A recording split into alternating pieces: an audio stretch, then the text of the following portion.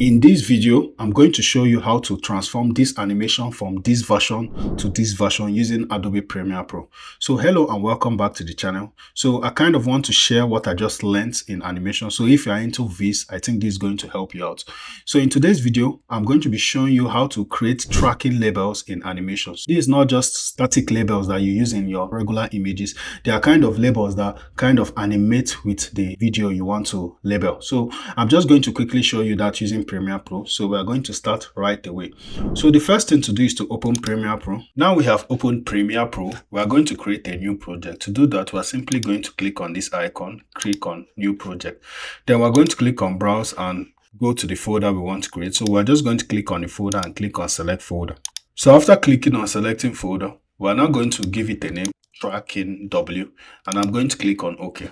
We are now going to import the file. So I already have an animation I use D5 render to create. So I just want to label that animation and create labels that we can track. Okay, so I'm now going to click on import media to start, double click on it.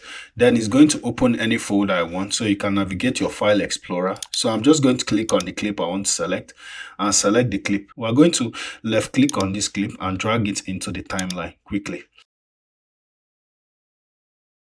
Now, what we're now going to do is we're now going to download a callout. So to download a callout, we are just going to open our browser, any browser, and we're just going to type Premiere Pro callout, mix it. So look at what I just typed, Premiere Pro callout, mix it. Just type it.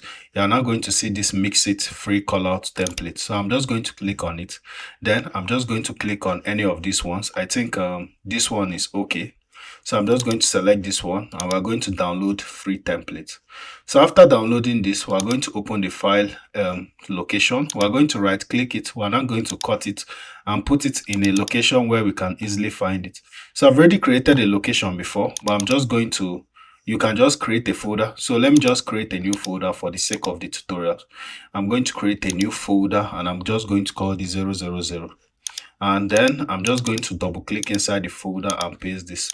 So we are now going to unzip this file quickly. We're going to right click, hover around WinRAR, extract here. So if you don't have WinRAR on your system, go and download WinRAR. I think it's free. But once you have installed it, if you right click on any folder, you are going to be able to extract it that way.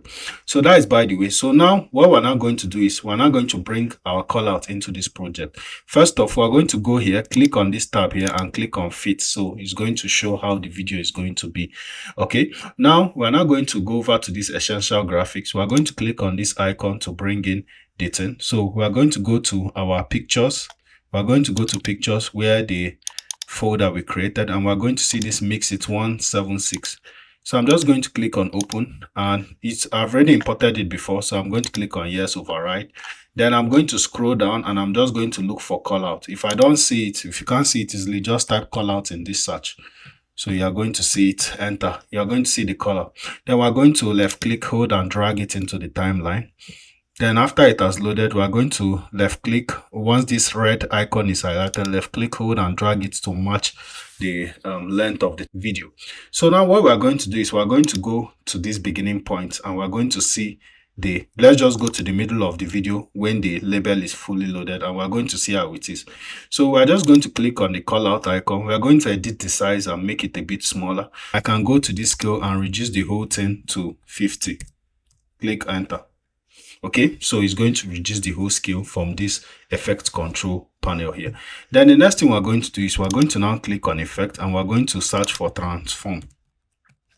Then we are going to go under this distort, double click on this transform, make sure that this callout is selected. So the transform setting is going to appear under this callout. So we selected this callout and just double click on the transform for the effect to apply. Then now what we are going to do is we're now going to go back to the beginning of this video. Okay, so we are now going to kind of zoom in. So let's just go a bit into the video. You are going to see where the label starts is at this point currently. So I'm going to click on this fit and change it to 75%. So what I'm now going to do is I'm just going to go over to this anchor point, and I'm going to adjust this point till it meets the edge of this pool, because I want to label this pool as the swimming pool. So we're just going to left click on this value, hold and shift your mouse from left to right to adjust the value. Then also do this for this other horizontal value to kind of adjust it. Just move your mouse from left to right, and you're going to be able to left click, hold, move your mouse, and you're going to be able to adjust it. So now we have adjusted this to this center point, to this corner of the swimming pool, which is our reference point. We can now move this back to the beginning point. So now it's at the beginning point. We're just going to gradually move it carefully. So we're going to see where the line is starting from. So you can see that if you zoom in even more, you can see that this line is starting from here. So we are just trying to confirm for a bit of accuracy that the thing starts from this corner point. So we are just going to adjust it a little till it meets that corner. So this is just for accuracy's sake. Okay, so now after doing this, after making sure that the labeling point starts from here, we are now going to do and click on this and this icon here to create a new keyframe. Okay, so after creating a new keyframe, now we're going to hold shift and go to our directional key and click on our right directional key 10 times. So 1 2 3 4 5 6 7 8 9 10. So after clicking on it 10 times, we're now going to make sure we adjust this position, this point here, to make sure it's still at the corner as it was. So we are just going to adjust it a bit. I think if I just adjust it just a little bit, is at perfectly at the corner. Then I'm going to hold. Then once we have adjusted it, you're going to see a new keyframe create by adjusting it. So I'm going to hold shift 1 2 3 4 5 6 7 8 9 10. Then I'm now going to adjust it again back to that corner. So I'm just going to move it carefully. So sometimes it can be hanging, but just move it carefully. Okay, so to make sure it's still at the corner, you see another keyframe has created. I'm going to hold shift 1 2 3 4 5 6 7 8 9 10. Then I'm going to just do the same thing again, and I'm just going to adjust the position again slightly to the corner.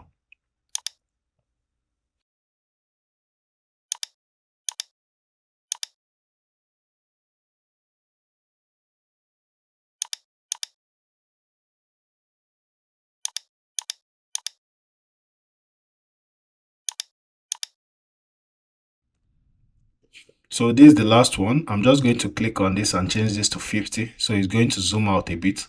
Then I think I'm just going to now adjust it just one final time. So now after we have set all the keyframes and it's set, we're going to click on this and change this back to fit. Then we're now going to edit this text. So to do that, we're going to go back to this essential graphics. We're now going to change the text from mix it template to swimming pool. Okay, then I'm just going to click out. So you're going to see the text has changed. So I can click on this again. So this small text under, I can remove it.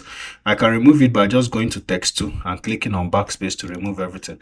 So it's only the swimming pool that is going to show. So now if we play this video, you are going to see that the label swimming pool is going to come out. So of course the video can be hanging sometimes. It's just how heavy videos is, but you can always see that once you export it, it's going to come out very nicely.